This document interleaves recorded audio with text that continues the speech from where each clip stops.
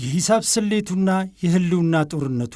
ሰላም ጤና ይስጥልን። የከስፖርት ባሻገር የዩቲዩብ ቻናል ቤተሰቦች ዛሬ አርብ የኢትዮጵያ ፕሪሚየር ሊግ 37ኛ ሳምንት ጨዋታዎች ይጀመራሉ። ሊጉ ሊጠናቀቅ የሁለት ሳምንት ዕድሜ ብቻ ነው የቀረው። ሲዳማ ቡና ዋንጫውን ቢያረጋግጥም በሊጉ ግርጌ ላይ ግን እውነተኛ የህልውና ጦርነት ዛሬ ይካሄዳል።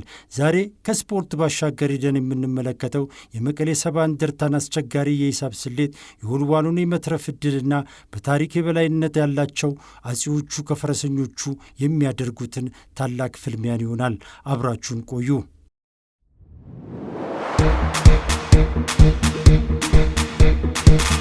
ውድ የስፖርት ቤተሰቦች ዛሬ የመውረድ ስጋት ካለባቸው ሶስት የትግራይ ክለቦች ሁለቱ ማለትም መቀሌና ወልዋሎ ወደ ሜዳ ይገባሉ።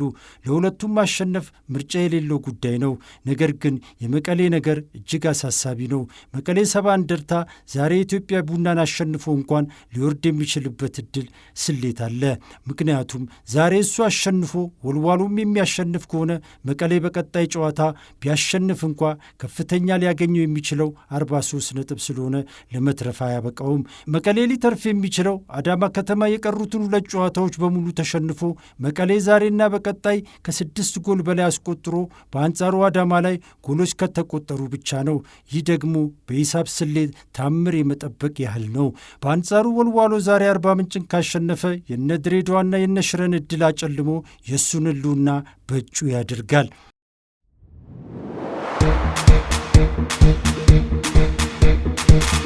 ወደ ክብር ፍልሚያው ስንመጣ ቀን 9 ሰዓት ላይ የሚደረገው የፋሲል ከተማና የቅዱስ ጊዮርጊስ ጨዋታ ልዩ ትኩረትን አግኝቷል። ሁለቱ ቡድኖች የውድድር ዘመኑን በደረጃ ውስጥ በተለይም አራተኛ ሆኖ ለመጨረስ ብርቱ ፉክክር ያደርጋሉ።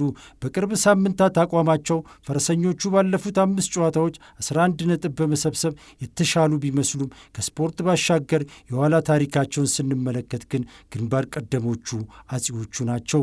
በሊጉ ታሪክ 18 ጊዜ የተገናኙ ሲሆን ፋሲል ከተማ 9 ጊዜ ሲያሸንፍ ፈረሰኞቹ ማሸነፍ የቻሉት 6 ጊዜ ብቻ ነው። ይህ የታሪክ የበላይነት ዛሬም ሜዳ ላይ ይደገማል ወይስ ፈረሰኞቹ የሰሞኑን ድንቅ አቋማቸውን ያስቀጥላሉ? አብረን የምናየው ይሆናል።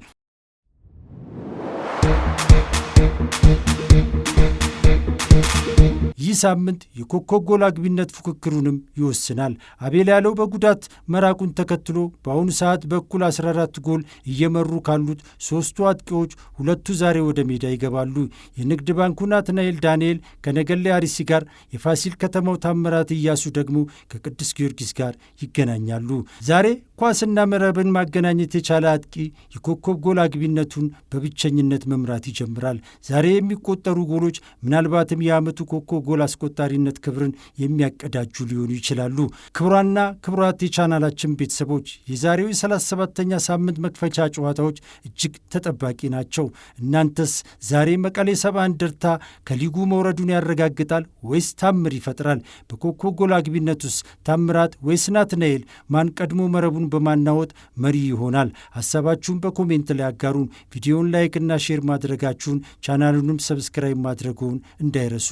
መልካም የስፖርት ቀን ይሁንላችሁ የምላችሁ ደግሞ መላኩ ወልደ ሰንበት ነኝ። ቸርን ቆይ